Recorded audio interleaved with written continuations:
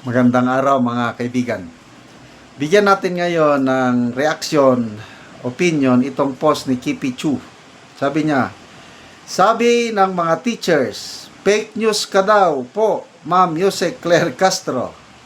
Maayos daw po si BP Sara. Ano po masasabi nyo, PCO? Kasi nagpayag si Yuse Claire Castro, complete failure daw si BP Sara as DepEd Secretary. Nag-react ang mga teachers ngayon. So ito, sinamarize ni Dida June. Ito yung isinare ni, basahin ko ha. Before posting this, I made sure to check their profiles. They are all teachers or DepEd personnel. There are many, but I just pick a few. Names hidden for security purposes. I remember the president bragging in one of his SONA about his 5,500 flood control projects. Then days after, Super Typhoon came in like, let's fact check that for you. Now, Yusek Castro's statement making rounds online, claiming BP Sara Duterte was a complete failure as DepEd Secretary. Yan ang sabi niya eh. Complete failure siya. Attack dog eh. Kaya lang sabi niya, hindi daw siyang inutusan na maging attack dog. Ang kanya lang mission daw is labanan ng fake news. Sinong fake news ngayon? Complete failure ka. Ito na mga teachers ang nagsasalita.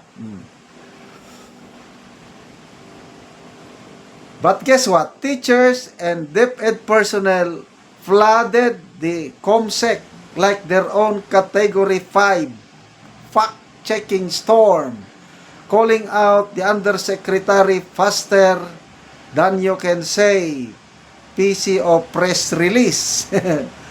One even said something along the lines of, if it weren't for politics, education would have gone a long way under BP Sara's leadership. Mamaya, i-share ko rin ang experiences ko sa mga teachers na nakakausap ko. Ang daming bumilib. Ang daming nagpasalamat kay BP Sara. Mismong pamangkin ko, kapatid ko, active teachers ngayon, hindi mo maitago yung nagawang maganda ni BP Sara nung DepEd Secretary siya. Tapos, sasabing complete failure. Guni-guni. Parang guni-guni lang ata ni Yusek Clark Castro yan. Ito yung ilan sa mga post ha. Iniris talaga na yung pangalan. Yung mga red mark, yun ang mga pangalan nila. Pag sure lang Jude, at the time of BP Sara as DepEd Secretary, was one of the breathing time. Pahinga ba? Breathing time of teachers where we enjoyed our uninterrupted vacations and have our admin officers each school to ease our school-related tasks. Na posible naman pala mangyari. She gave up the position as a way of making us not suffer the political war. She started, yet others were reaping the seeds she sowed. Ito, I'm a teacher for almost 20 years now. It was the time of BP Sara lang nakaramdam kami that we are valued as educators. And some of our programs, like we had 1 month uninterrupted vacation, na siya lang nakaisip, we enjoy until now.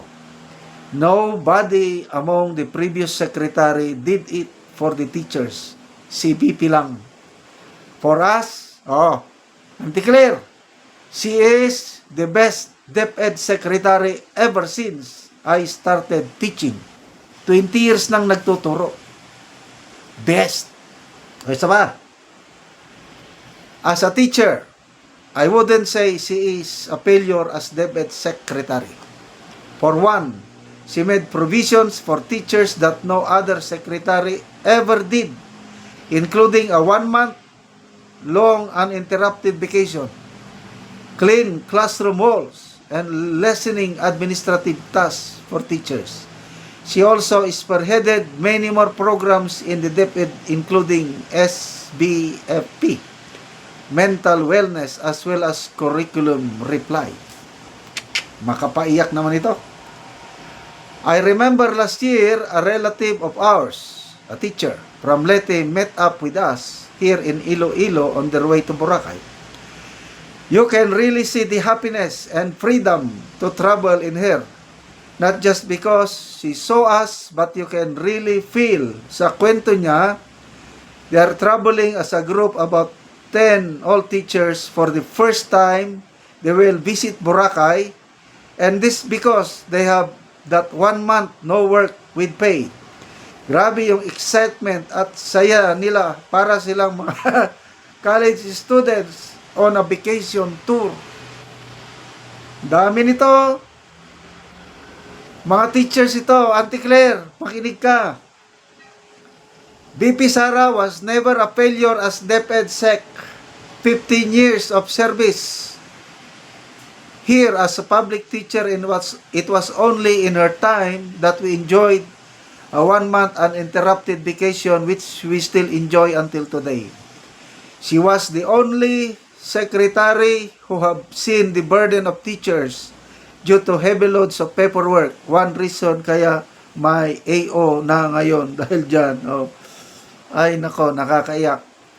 She picks the system starting from prioritizing the teacher's welfare that we enjoy up to present. 11 years in the service of public school teacher, it was the time of BP Sara as secretary we are valued. 30-day uninterrupted break was realized and enjoyed by the teaching personnel. Thank you, BP. Mabuhay po kayo. The truth is, it was only during BP Sara's time as secretary, puros ganon, yung mga bakasyon. Ako, my classmate ako, bago lang siyang nag-retire, assistant division superintendent, nakausap ko last year. Last year ba yun? Sabi niya, ang ganda, classmate, ang mga ginagawa na mga reforms ni BP Sara. Malayo ang mararating ng DepEd habang nandyan siya. Oh, ngayon, dahil sa politika, napilitang nag-resign. Oh, ngayon, tatawagin siyang failure, complete failure, bahala na kayo. Bahala na kayo kay Auntie Claire kung maniwala kayo sa kanya o hindi. Salamat mga kaibigan sa inyong pagsubaybay sa ating channel. Nakakatulong kayo ng malaki sa tribong Talandig ng Bukidnon. Dahil ang sweldo natin sa channel na ito, pantulong natin sa tribo, namimigay tayo ng mga libreng yero at pako para makapagpatayo sila ng mas maayos na tirahan. Panoorin nyo ang video na ito. Salamat sa Ginoo kay nakatulong. Salamat kayo sa Ginoo. O si Lolo ang mataganog yero nga mag-atop siyang balay.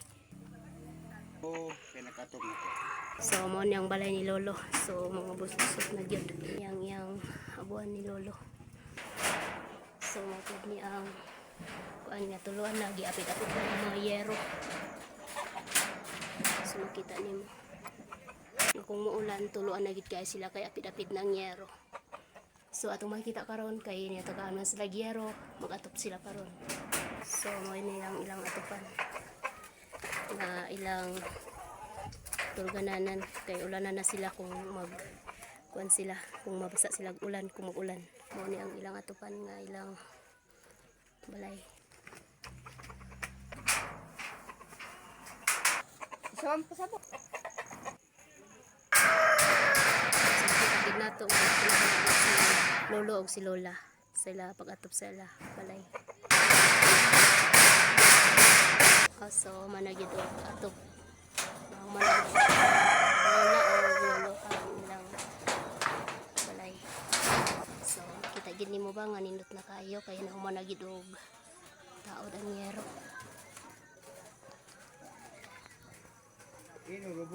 Ug karon atong pangutan-on karon si nanay ug tatay nga nahuman naman gid ang ilang atop nga yero. So unsa ining masulti tatay ug nanay nga nahuman na gid mo og atop sa ining balay? Salamat sa Ginoo nga natabangan kami. Paulanan. Oo. So, pila na imong edad tay? 63. Si nanay? 66. So, namoy anak. Naa. So, tanan na namin nyo. Tanan na. So, Walo ako. pila ka tuig ni ang inyong balay nay? Nga nainato na, nga giapid-apid na lang ang yero. Napulo na. Sige. At sa Ginoo. Salamat kayo sa Ginoo. Sige, salamat po.